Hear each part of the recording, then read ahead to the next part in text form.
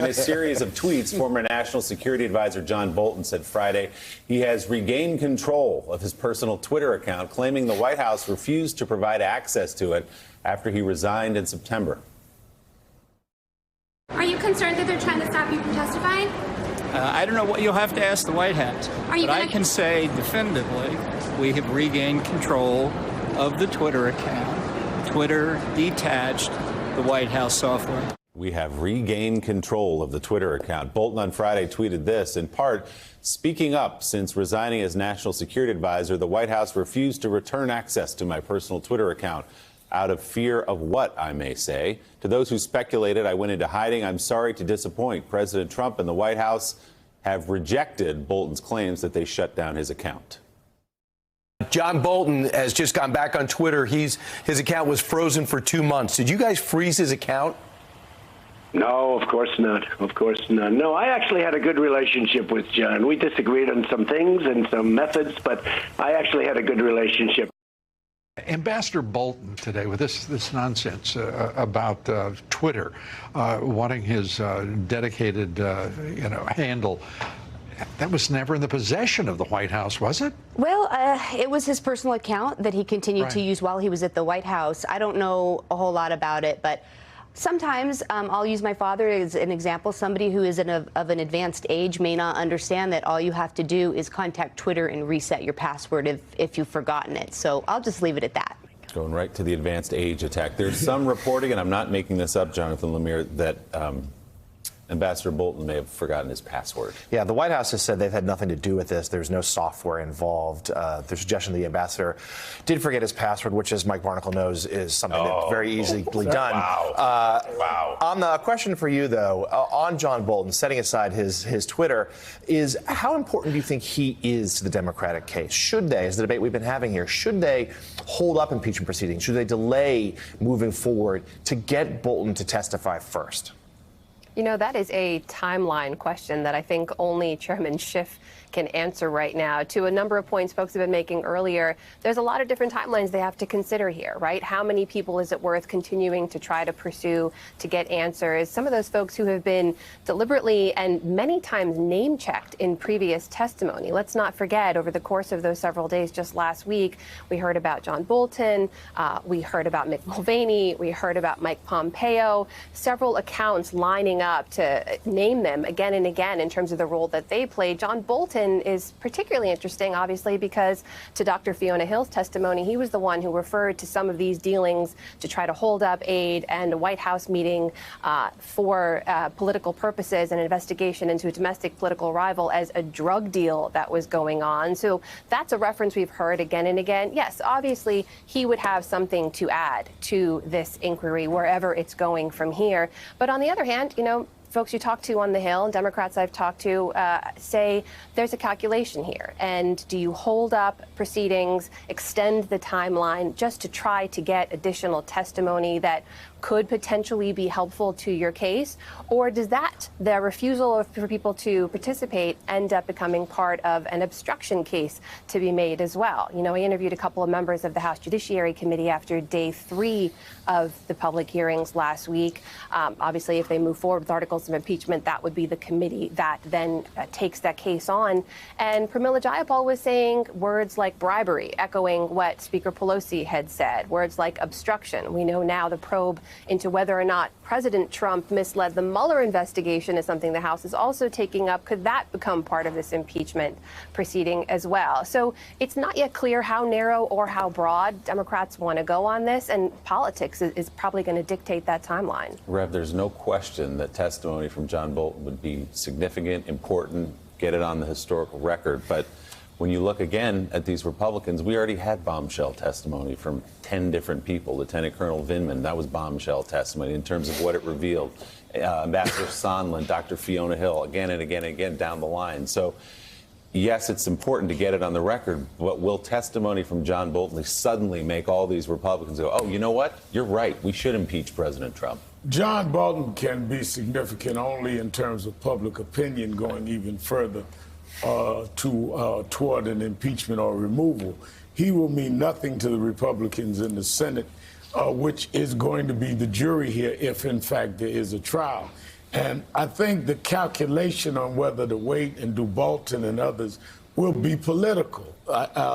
You have to deal with the House, that many of them have primaries. How long do they want to continue? And then the Senate, who has primaries, and those 6 or 5 or 6 that are in the presidential primaries, how long they want to go. You know, I hate to surprise the youth caucus here of Jonathan and Willie. I guess I'm over here with you, Mike. But there is some politics involved in this when they do their strategies on the Hill. And I think they're looking at the timeline of when they have to go and defend their seats or run for president, as much as they're looking at evidence that may not matter in the long run in the U.S. Senate anyway. Yeah, so Adrian, if Elizabeth Warren and Bernie Sanders, for example, and Kamala Harris and Cory Booker and the rest are back in Washington presiding over a trial while Joe Biden's out on the campaign trail, that becomes a problem for them as they try to become the next president. Yeah, it does. But I actually have sort of a reverse theory on this. I think it can actually help some of the lower tiered candidates like Cory Booker, Kamala Harris, because they've had such strong moments in some of these Judiciary Committee hearings on the Hill. Obviously, it's going to be different now. It's not going to be a committee. It's going to be on the floor. But I think they could have some really strong moments where they remind voters, you know, what they're standing for, why they're in this race. They're holding democracy accountable. And they're pushing back on Trump. I think it could actually help some of those guys. And look, I ran Hillary Clinton's surrogate operation in 2016. The candidate cannot be in every single place. They need to be at one time. So you deploy surrogates and you figure out how to run a strategic campaign in some of the early states while your candidate may be back in Washington doing their job. But they'd have to be a three-point shooter because you may only get a shot once or twice in the proceedings. And if you miss that shot and you missed Iowa and New Hampshire, it's a net loss. Well, that's it, Sam. I mean, February 3rd, the Iowa caucus is an impeachment trial. If it were to begin right after New Year's Day, I mean, that clock starts running. A large part of the media is going to block out anything about the Iowa caucus in terms of reaching ordinary people. What do?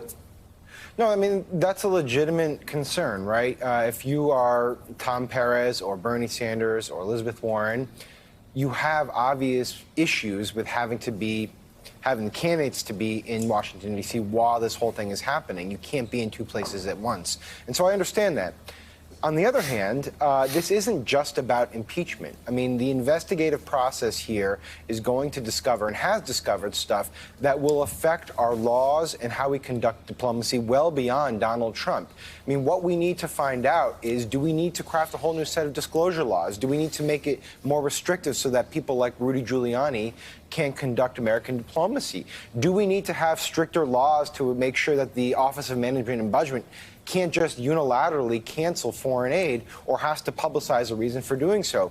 There are a whole host of questions that are emanating from this process that aren't directly related to impeachment. And there are a whole host of characters who will have lives after Trump that we kind of need to know what their involvement was in this process. Mike Pompeo, who I just mentioned, is likely going to run for Senate in Kansas. Isn't it incumbent upon the investigators to get a good sense of what he was up to and how deep involved he was in this before he presents himself to those voters? Mick Mulvaney, I don't think this is his last political rodeo. He may run for office again. He is clearly involved in this as well. So there are questions that have nothing to do directly with Donald Trump that are pertinent to our politics that I do think the investigators do need to get answers to before we just move on. So, Bob Costa, all that roster that Sam just listed, Mike Pompeo, Mick Mulvaney, you've had Colonel Vindman last week. You had Ambassador Yovanovitch. You've had Fiona Hill. Has anything that's occurred in those hearings rattled the White House? I'll tell you what's rattled the White House and some congressional Republican sources is the Office of Management and Budget and Mick Mulvaney, because this is not just, as Sam said so well, about impeachment and Ukraine. This is about executive power versus congressional power. The more members of Congress read today's story in the front page of the Washington Post and Sunday's stories about congressional appropriations somehow being held up by the executive branch on a temporary basis. It's law. There already are laws that say when Congress appropriates certain funds to foreign nations, that money has to go through. The White House and the executive branch can put their fingerprints on it in certain ways. But the idea of holding it at any extended period has to go through Congress. It's Congress appropriating the people's money, taxpayer money. And that has Congress sitting up and wondering what exactly happened here. And that's why the White House counsel is looking at its own documents right now. That's what the Post story is all about, the White House internal investigation. But members reading the Post are texting me and saying, it's now Congress's time to get to our hands on those budget documents. Sam is right that there are a lot of questions that Mike Pompeo ought to have to answer, especially based on the new testimony we heard connecting him to so much of this Ukraine shadow deal. But you listen to Adam Schiff, Chairman Schiff, on Meet the Press yesterday. He sounded like a guy who has what he needed to move forward. He said the evidence is overwhelming. We will move forward if we need to here. Yeah, that's right. Sorry. Go ahead, I apologize. Yeah, you're absolutely right. I think Chairman Schiff made that case very clearly. I think one of the political considerations here that we may see them weigh moving forward, and by the way, they're busy with a lot of other work too, right? They have to try to pass another short-term spending bill to keep the government open. But in trying to figure out how broad to take this, how much to push for some of these people to come forward and offer testimony who have so far refused to do so under White House guidance, they run the risk of either extending the timeline so far that it becomes increasingly political damaging, or that people, some of that interest and support for the impeachment inquiry in the wider public has already started to tick down. It kind of goes up and goes down depending on what's going on. There's some conflicting polling there. But public interest and public support for that inquiry will matter a lot as well. Plus, if they do decide to say, okay, this other probe that we have going on, whether we see if President Trump actually misled Robert Mueller's investigations in the Russia probe. We know they're looking into that now as a result of testimony that came out in the Roger Stone trial, rather. They risk sort of feeding into this narrative that it is just a witch hunt, that it is this broad investigation and they'll go wherever they need to go to be able to move forward with it. All of that will come down to politics and the timeline. It's an election year. You can't have a more conflicting set of factors here. But so far, the message from Chairman Schiff, as you mentioned, is we have enough to move forward. So we'll see what happens. Amna Nawaz, thank you very much. We want to mention Amna's special for PBS NewsHour this Wednesday evening entitled The Plastic Problem. You can check that out at 10/9 Central on PBS. It tackles the ominous prediction that by the year 2050, there will be more plastic than fish in the oceans and what we can do about that. Amna, thank you very much. Robert Costa, thank you for your reporting as well. Still ahead this morning, the president's intervention in a controversial war crimes case divides the military and ends with the firing of the Secretary of the Navy. We'll talk to a member of the Armed Services Committee and a former lieutenant commander in the United States Navy Reserve, Senator Gary Peters, when Morning Joe comes right back. Thanks for checking out MSNBC on YouTube, and make sure you subscribe to stay up to date on the day's biggest stories. And you can click on any of the videos around us to watch more from Morning Joe and MSNBC. Thanks so much for watching.